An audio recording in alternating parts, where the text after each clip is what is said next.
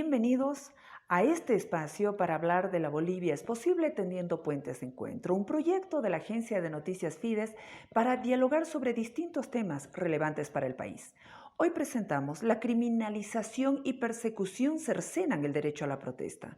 Para el análisis nos acompaña el vocero del Comité de Defensa de la Democracia, Manuel Morales, la representante de la organización Ríos de Pie, Yanice Vaca, y la politóloga Ana Lucía Velasco.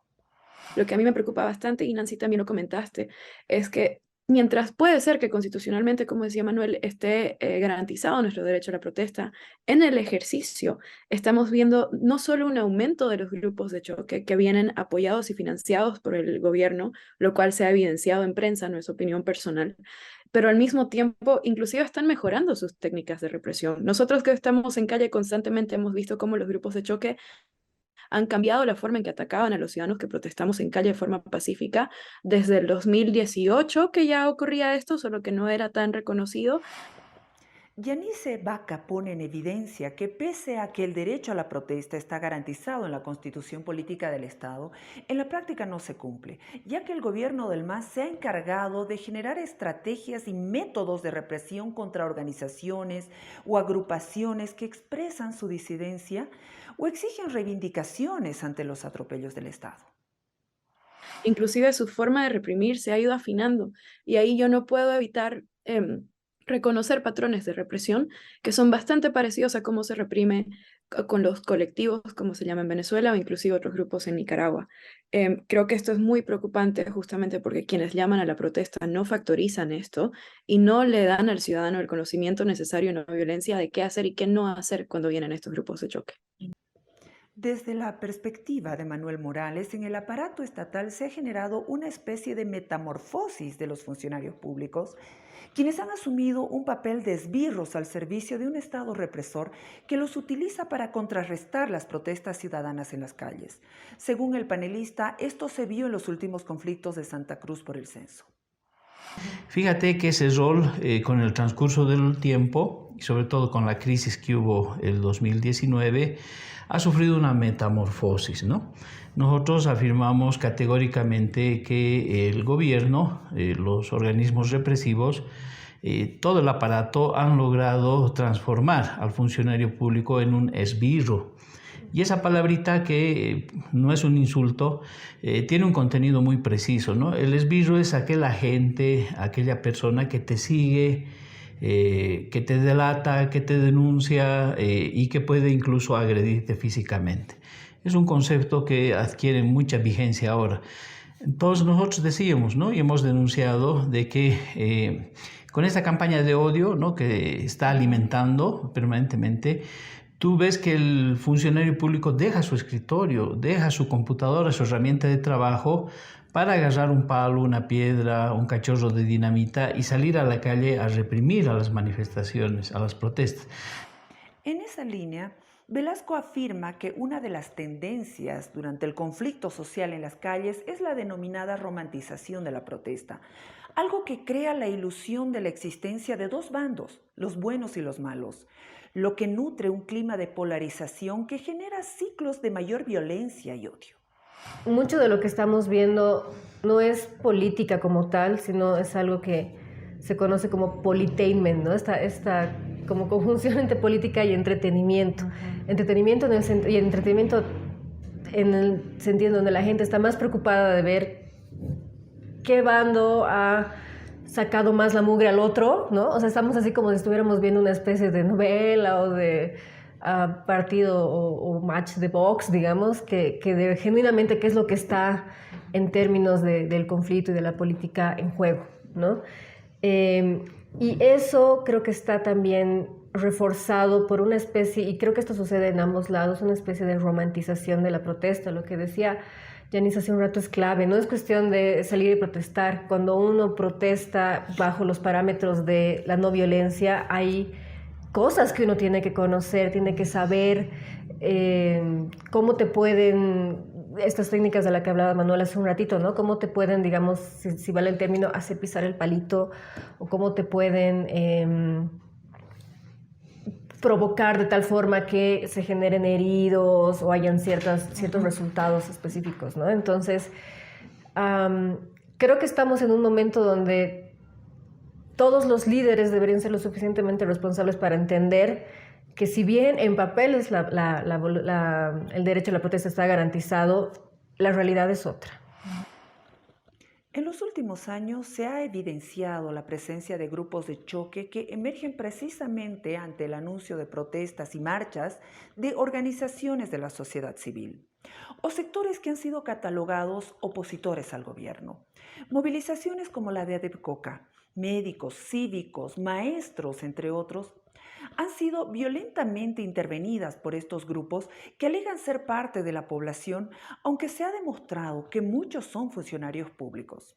Según Yanice Vaca, estos grupos de choques o agentes paraestatales no son comunes, puesto que aparentemente han adquirido una formación especial para exacerbar los ánimos y llamar a la violencia durante la protesta, algo que es el pretexto ideal para la intervención de la policía o se llame a instaurar un estado de sitio para apagar las movilizaciones. E inclusive cuando se genera violencia, saben muy bien cómo escalarla, cómo hacer que se vuelva masiva. Y viendo cuáles son las metas de los grupos de choque en la no violencia, estudiamos esto, se los llama agentes paraestatales.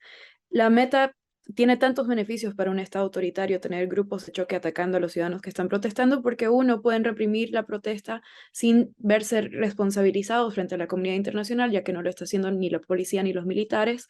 Dos, al iniciar la violencia en calle, están generando justificativo para que la policía inicie una represión contra todos quienes están protestando de forma violenta y quienes no también. Además de la violencia en las calles, Manuel Morales identificó otros métodos que se utilizó para frenar la protesta ciudadana. Entre ellos, destaca la persecución judicial y la detención preventiva, que en palabras del panelista son estrategias perversas para acallar a dirigentes o representantes y así desmovilizar las protestas contra el gobierno. Entonces, no solo es la coacción a los grupos en la calle, sino las detenciones preventivas, estas medidas judiciales para encarcelarte, y con lo cual han logrado o pretenden lograr la inmovilización del sujeto social. Entonces, sales un día a protestar y de pronto estás metido en problemas judiciales y con eso ya te abstienes entonces de salir a marchar, ¿no? Te abstienes de seguir fortaleciendo tu organización. Y esto se ve muy claramente en el tema de ADEPCOCA con mucho detalle, porque el gobierno ha logrado frenar una movilización muy grande a partir de la implementación de estos mecanismos de represión. Otro tema en cuestión es el papel de la policía durante los conflictos sociales. Según las denuncias de los manifestantes, los uniformados se parcializarían en favor de los grupos de choque a través de una protección que en algunos casos ha quedado registrada en los videos que han sido publicados en redes.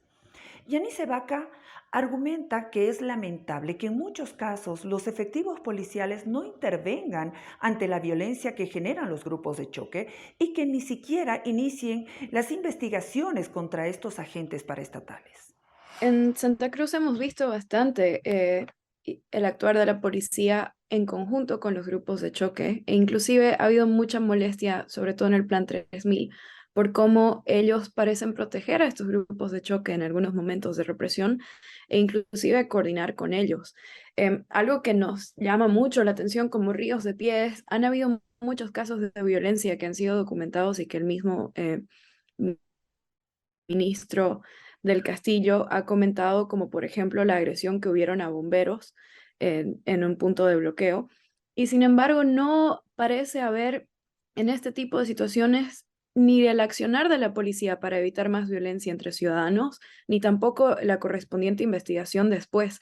Pareciera como que hubiera un intento de aumentar los puntos de violencia en lugar de disminuirlos, y en ese proceso la policía está tomando un rol que permite que se amplifique la violencia en lugar de prevenirla, que en teoría es su labor. Por su parte, Manuel Morales pone sobre la palestra la idea de que el gobierno busca instaurar la figura de confrontación entre ciudadanos. Y ahora con el MAS, nuevamente estos grupos de choque que básicamente tienen como actores centrales a los interculturales, campesinos, bartolinas. es un fin de ciclo, porque además estos sectores que han sido alimentados por el discurso del racismo practican un racismo a la inversa, ¿no? Es decir, tú frente a ellos eres un cara, ¿no? Eres un blancón, eres pitita y ahora eres croata o lo que venga mejor. Y se alienta desde el Estado esta confrontación. Pero también hay un problema, ¿no? Este sector social está en crisis, ¿no? Yo creo que se da cuenta que, por ejemplo, con el tema del censo, se va a revelar que ya no existe esa mayoría indígena originaria. Y no es por un tema de maldad, ¿no? Sino es por un tema real. La gente ha migrado a las ciudades, transita identidades como la boliviana, la mestiza, lo que ustedes quieran, y ellos saben que han dejado de ser mayoría nacional y que el censo va a revelar que hay unas grandes asimetrías. Finalmente, Ana Lucía Velasco reflexiona y afirma que uno de los objetivos principales de la política es precisamente la resolución de conflictos. Sin embargo, afirma que el Estado boliviano contradictoriamente se ha convertido en un productor de conflictos que socava incluso los atisbos de negociación entre los sectores que protagonizan las protestas. Una frase que para mí es clave tener en cuenta cuando pensamos en este tipo de temas es que el objeto de la política, en verdad, es resolver conflictos. Si la política no resuelve conflictos, entonces está fallando. Y la política que tenemos hoy en día es una política productora de conflictos, ¿no? Allá donde parecía inclusive que hay un asomo de negociación, de resolución, de acuerdos, llega algún otro actor político y rompe todo, ¿no?